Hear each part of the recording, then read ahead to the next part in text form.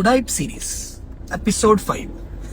ചുമ്മാ ഈ പെയ്ഡ് ആഡ്സിലും കുറെ ഐഡിയാസ് ഉണ്ട് നമുക്കത് സക്സസ്ഫുൾ ആക്കാൻ. ഞാന് നോർമലി കണ്ടൊരു തെറ്റ് പറയാം. ഇപ്പൊ ഈ സൂപ്പർ മാർക്കറ്റ് അല്ലെങ്കിൽ ഫാർമസി ചെയിൻസ് ഒക്കെ ചെയ്യുന്ന ഒരു മിസ്റ്റേക്ക് ആണ്, പെയ്ഡ് ആഡ്സ് ചെയ്യും.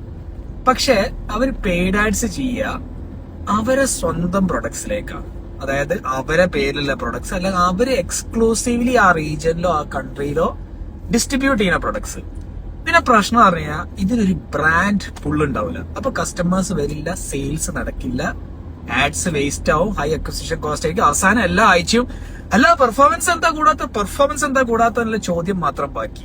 നിങ്ങൾ എപ്പോഴെങ്കിലും ലുലുവിൽ എല്ലാ അക്രോസ് കാറ്റഗറീസ് അവരെ സ്വന്തം പ്രൊഡക്റ്റ് ലുലുവിന്റെ ബ്രാൻഡ് നെയിമില് ഒരിക്കൽ പോലും അവര് അഡ്വർടൈസ്മെന്റ് കൊടുക്കണം കണ്ടിട്ടുണ്ടോ? അതെന്തുകൊണ്ടാ? അവർക്ക് ബ്രാൻഡ് പുള്ളില്ല. പക്ഷേ ആ കസ്റ്റമർ സ്റ്റോറിൽ എത്തിക്കഴിഞ്ഞാൽ ആ പ്രൊഡക്റ്റ് വാങ്ങിക്കാൻ സാധ്യതയുണ്ട്. Because most of the times അതായിരിക്കും ഏറ്റവും ചീപ്പസ്റ്റ്. അപ്പൊ എന്താ ചെയ്യേണ്ടത് അറിയോ? പെയ്ഡ് ആഡ്സ് നല്ല അടിപൊളി ബ്രാൻഡ്സ് വെച്ചിട്ടാണ് ചെയ്യേണ്ടത്. അവിടെ നിങ്ങൾ പ്രോഫിറ്റബിലിറ്റി ഒക്കെ, നിങ്ങൾക്ക് മാർജിൻ മറ്റേല് കൂടുതലാ, പക്ഷെ സെയിൽസ് നടന്നിട്ടില്ലെങ്കിൽ എന്ത് മാർജിൻ?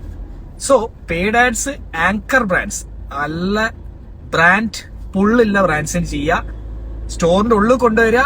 എന്നിട്ട് സ്റ്റോറിന്റെ ഉള്ളിൽ വന്നു കഴിഞ്ഞാൽ അവർ നിങ്ങളെ പ്രൊഡക്ട്സ് വാങ്ങിച്ചു പോകാനുള്ള സാധ്യത ഉണ്ട്. That is how you have to do paid ads. ഇത് പല ബിസിനസ്സുകളും ഇതേ മിസ്റ്റേക്ക് ചെയ്യുന്നത് ഞാൻ മൾട്ടിപ്പിൾ ടൈംസ് കണ്ടിട്ടുണ്ട്.